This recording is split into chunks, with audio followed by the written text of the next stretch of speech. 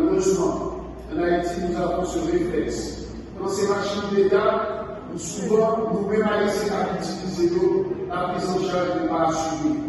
Souvent, on ne peut pas passer de l'ordonnance normale. On s'inquiète pour empêcher que l'ordonnance fonctionne.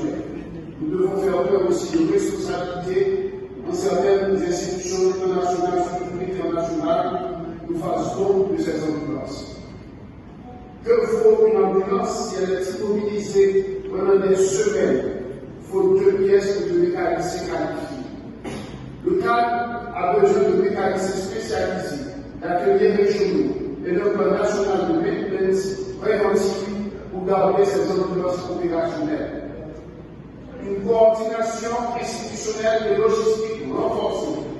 Le succès du cadre dépend également d'une gouvernance solide et d'une coopération étroite avec les partenaires nationaux et surtout internationaux, notamment le ministère de la Santé publique, la Croix-Rouge, l'OMS et toutes les organisations comme partenaires ici présents. Je salue la présence du représentant de l'ambassade Taïwan qui apporte souvent le support vraiment au peuple haïtien et à la population haïtienne. Nous savons que Haïti traverse une période difficile.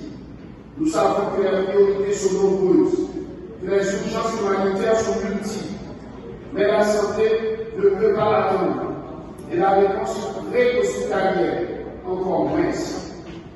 Mesdames et messieurs, la présidence de la République appelle solennellement à une solidarité internationale renforcée. Je l'ai toujours dit, même face au fléau du sida. C'est l'exemple le plus évident que c'est une solidarité internationale.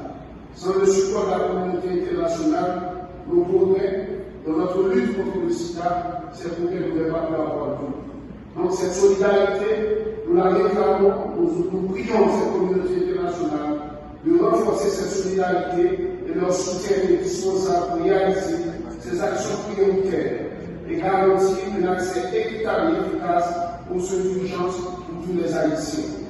Le calme n'est pas seulement un service public essentiel, c'est une promesse nationale de sécurité sanitaire, d'équité et de dignité humaine. Le ministère du CAN, nous avons présenté le CAN, cadre organique, mission, attribution, état des lieux, nous avons présenté les différentes statistiques générales, l'organisation administrative, les ressources humaines, les infrastructures, tout ça de exécution et de régulation des affaires et des mesures prioritaires, nous allons les annoncer et ces mesures qui sont développées dans les autres présentations. Cadre organique, on en a déjà parlé, le CAN est une entité autonome, sous tutelle du MSPP, selon le décret de février 2016 et le décret du 3 novembre 2020. Le CAN a pour mission de prodiguer des soins préhospitaliers aux malades de transmission personnes dont le cas de nécessité sur l'ensemble du territoire national. Il y a son réseau terrestre, maritime et aérien. Jusqu'à présent, le CAN opère seulement avec le réseau terrestre.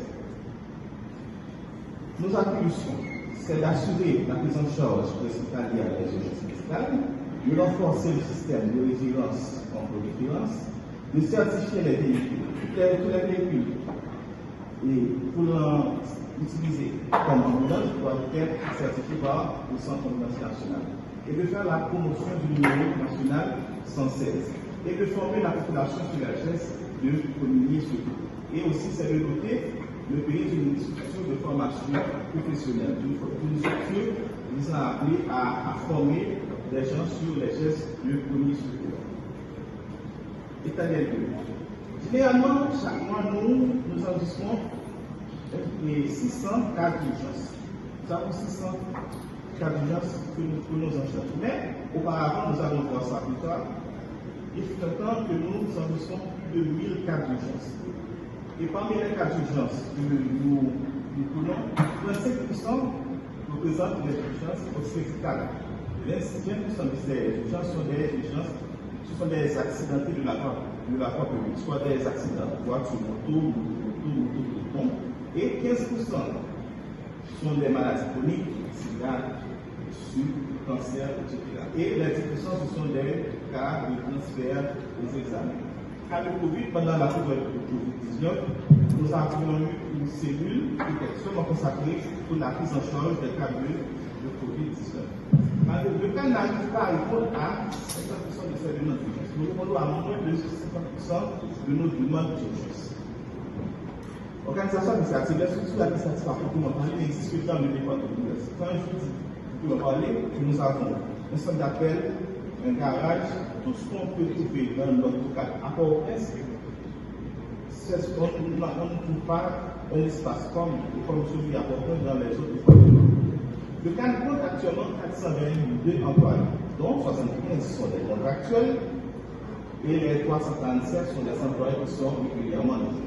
Pour que le cadre fonctionne, puis l'ambulance fonctionne à plein régime, cela veut dire 24 sur 24 et 7 sur 7, il nous faut 9 personnes par ambulance. Cela veut dire 3 chauffeurs, 3 secouristes et 3 infirmiers.